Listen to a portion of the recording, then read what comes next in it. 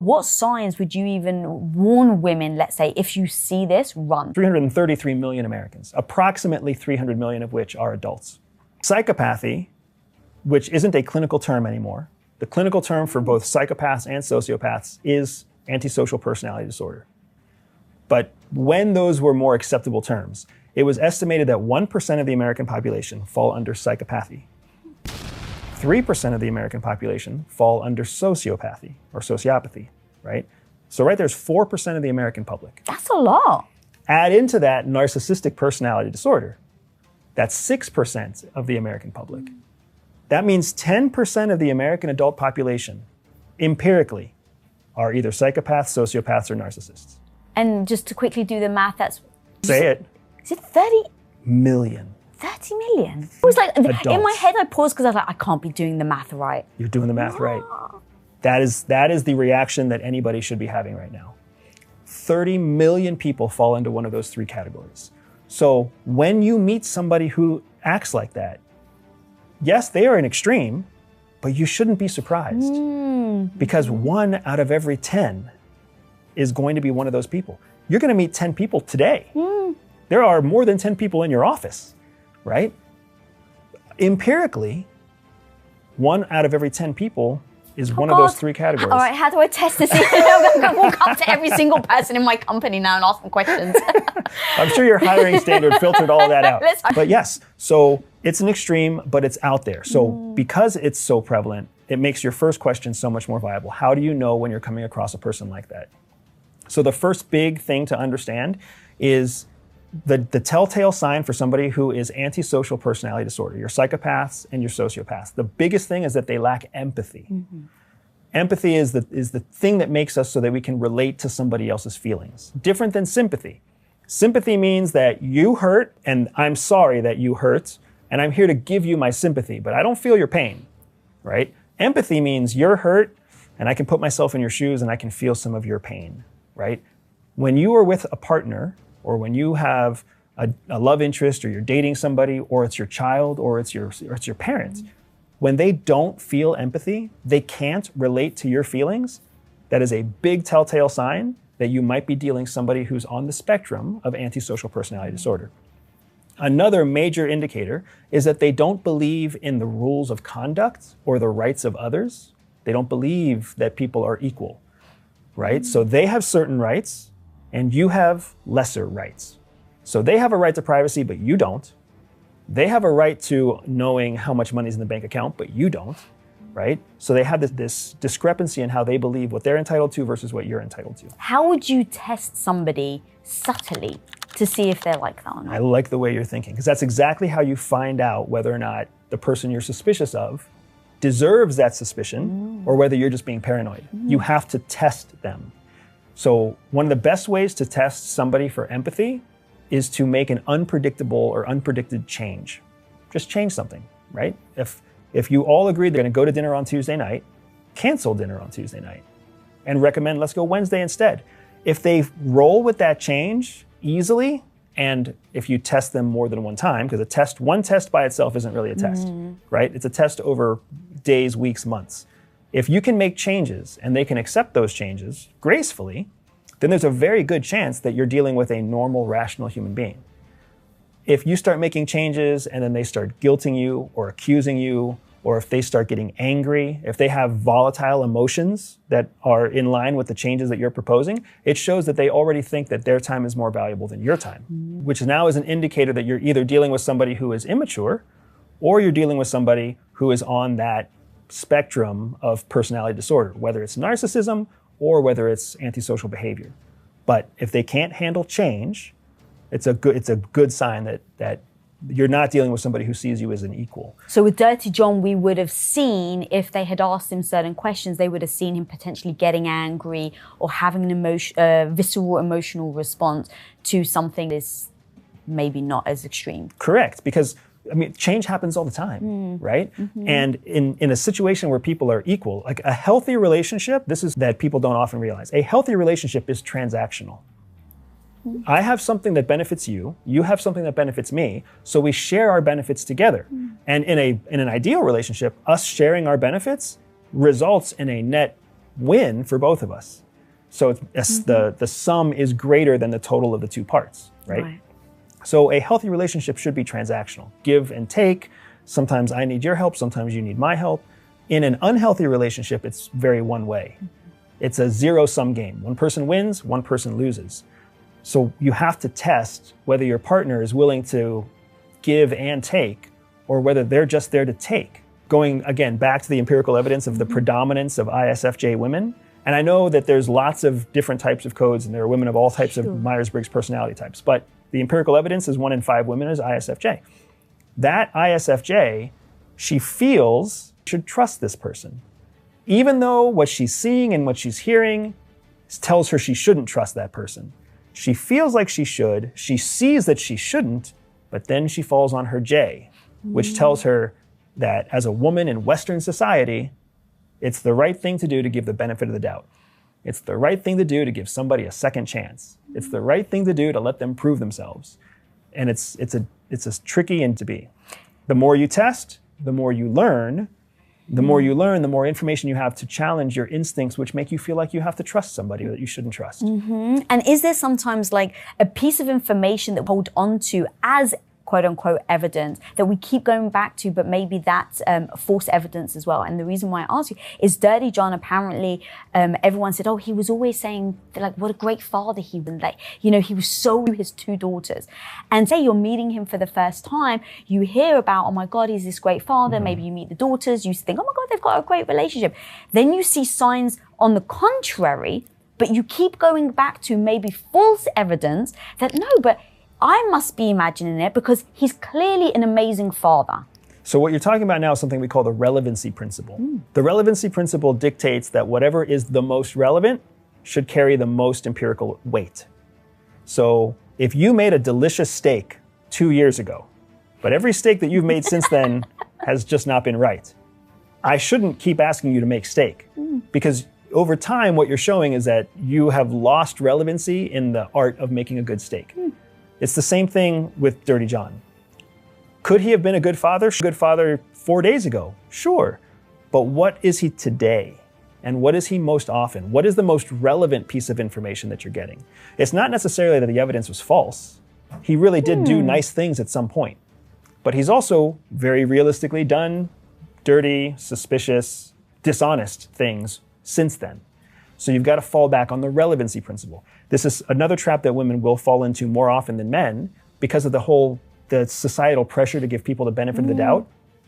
The person, he just slapped you. He just called you stupid. He just spent the credit card and lied about it. Whatever he just did. The relevancy principle, that has to carry more weight than what he did 6 months ago or 2 weeks ago or even yesterday. So if yesterday he said, I'm sorry, babe, I'm going to do better, and today he didn't do better, you have to put more weight in the action that he took today than the promise he made yesterday. How do you reinforce that then? Because I love it. I think it's so strong. But you do end up in that moment, if you're not used to it or practice, just reverting back to the means. Right. And you nailed it right there. You have to practice. So there are certain tools that are very basic tools that we use in the field all the time to keep us away from the process of questioning and right? A journal is a fantastic tool, very simple tool to use. You keep a daily log or a morning log and an evening log. You keep some kind of journal to remind yourself of what is relevant in that moment. So then when something happens on a Tuesday, you can open your journal and go back to last Tuesday and see the journal entries and start to see what is the predominance of information. Without the journal, we forget. Our short-term memory only lasts for between 7 and 14 seconds. Whoa! It's super short-term. And that short-term 7 to 14 seconds, our brain is deciding whether or not to move something from short-term memory into long-term memory. But long-term memory still only lasts about 72 hours. Then there's different categories, different types of long-term memory that your long-term memory will shift into to make permanent memories or make academic memories or make skilled behavior memories, right? So when it comes to behaviors of people, if we don't value it in the first 7 to 14 seconds, we won't even remember it. If we do value it because we think it's suspicious or we think it's dishonest, we'll hold on to it for maybe the next 48 hours. But after 48 hours, we let it go. if we don't do something else to make it permanent. So if you want to look back over the last 7 days of your relationship, a journal is a fantastic tool. A voice memo, a diary. These are all simple tools that we can use, right? I've even met field officers who just kept a jar.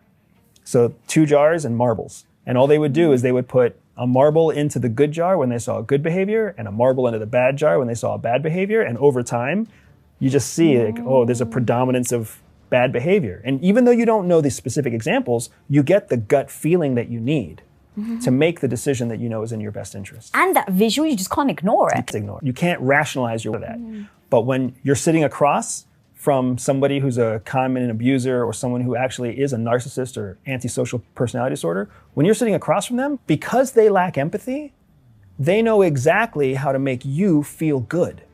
Because making you feel good is just a matter of giving you what you want. So they say the things you like, they act the way you want them to act, because they logically, rationally, they understand what you cognitively are trying to achieve.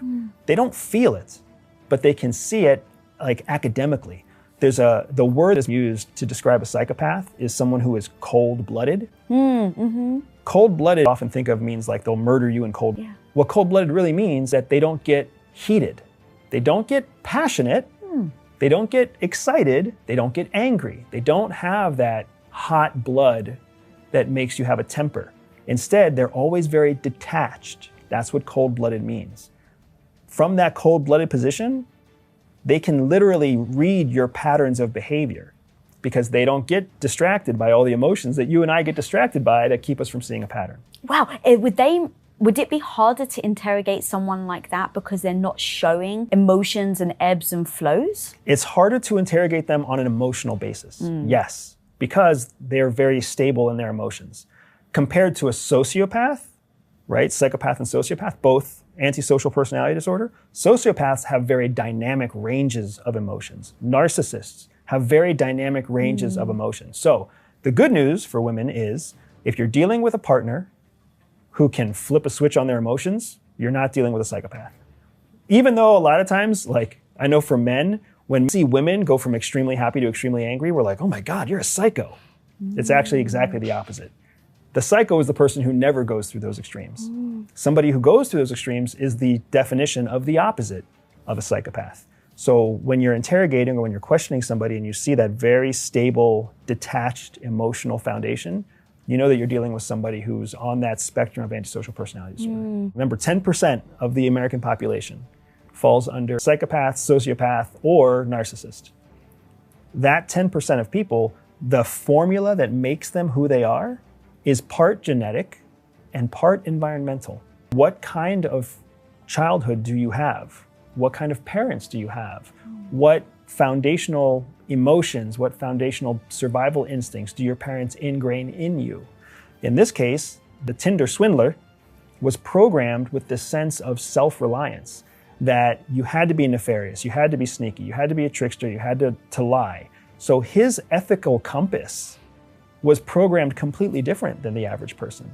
Now, lying was needed to survive, right? And survival was, and success was defined by how effectively you lied and how much you stole.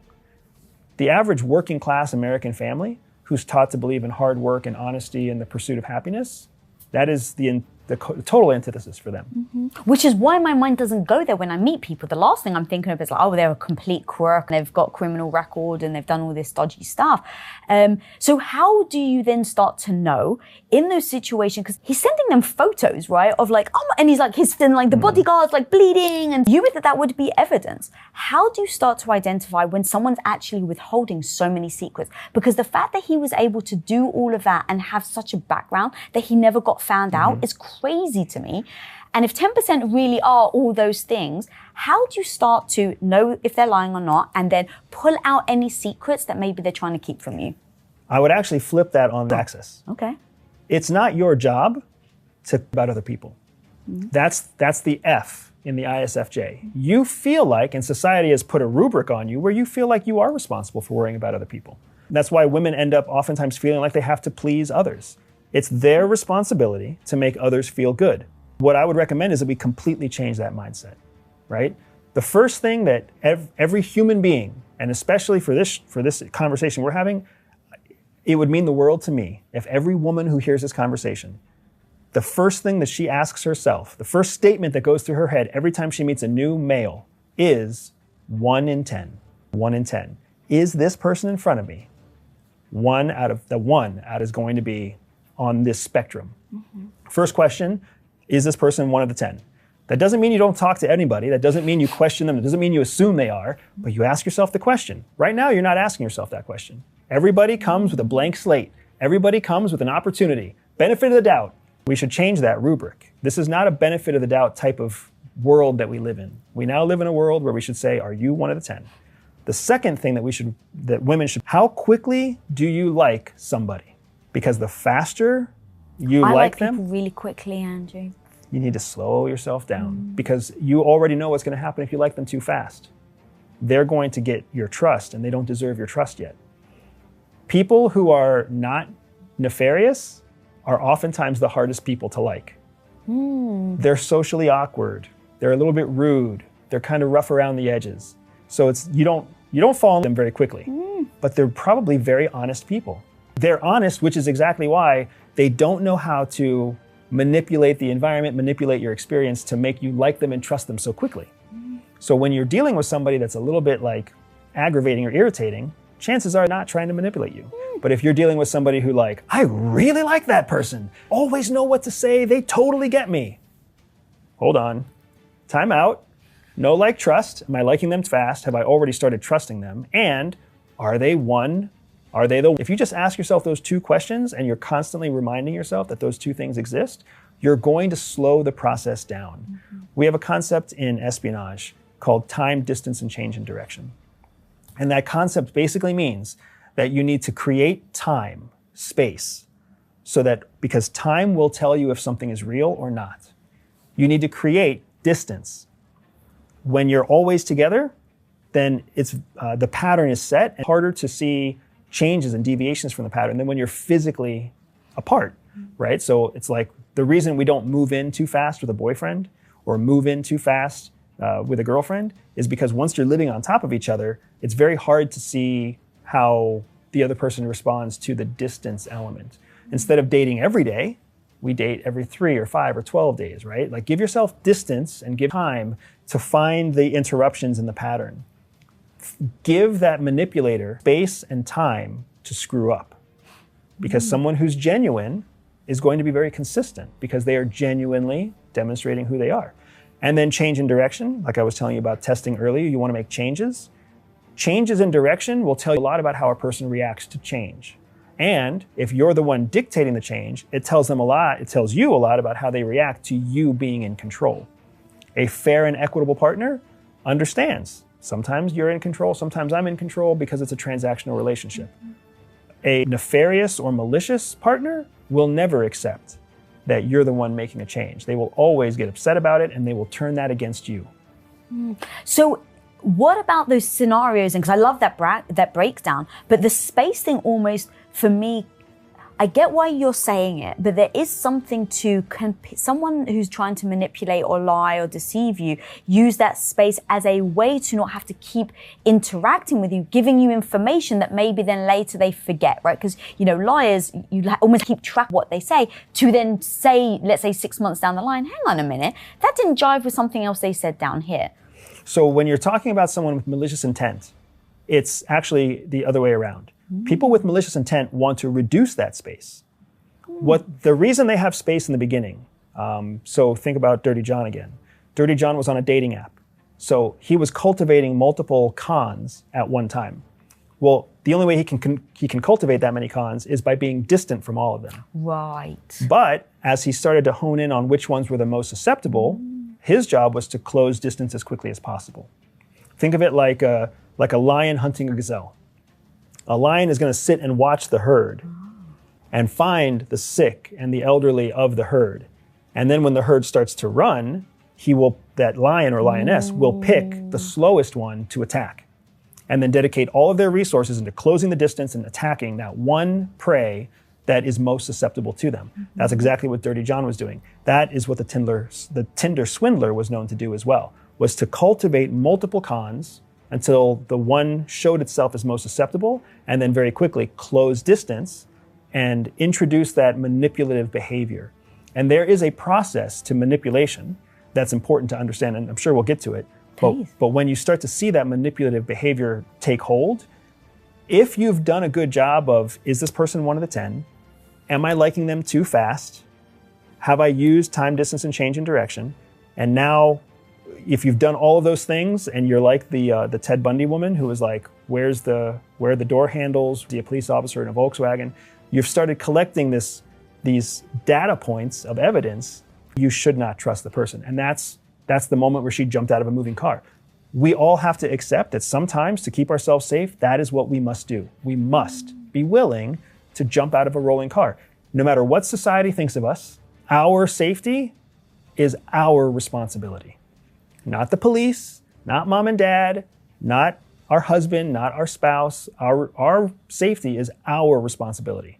And if that means that your parents are going to yell at you because you come back with torn jeans and a scuffed elbow, and they never believe that you saved your own life, to hell with them. You know you just saved who cares what society thinks? There has to be a time when we're willing to challenge the societal norm and understand that the societal norm is not there for our best interests. It's there for the best interests of societal order. It's there for 90% of circumstances. It's not there for the 10% of bad guys who are out there looking for us.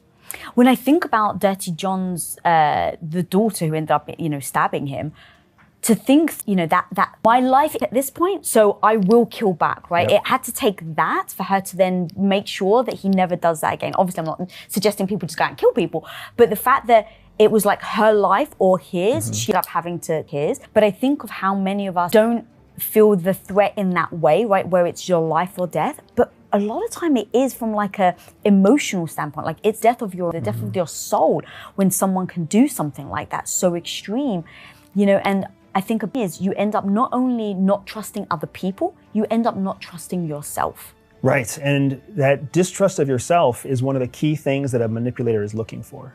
Because if you already don't trust yourself, what that means is you put your trust somewhere else. Because we all have to trust. We all need a North Star. We all need a guiding light, a compass. So when a manipulator sees someone who doesn't trust themselves, it's the perfect opportunity to step in and be the thing that they trust. Again, I was mentioning how I know that I'm privileged to be sitting on this show with you as a male on the show. And I know it's not just because you like my hair or you think I'm friendly. Your hair is dope, and you are very friendly. It's because CIA has a process for manipulating people. It's what CIA does. It's how it keeps America safe. CIA's job is to manipulate foreign targets into providing secrets to the United States that give the United States an unfair advantage in military, economics, and political power.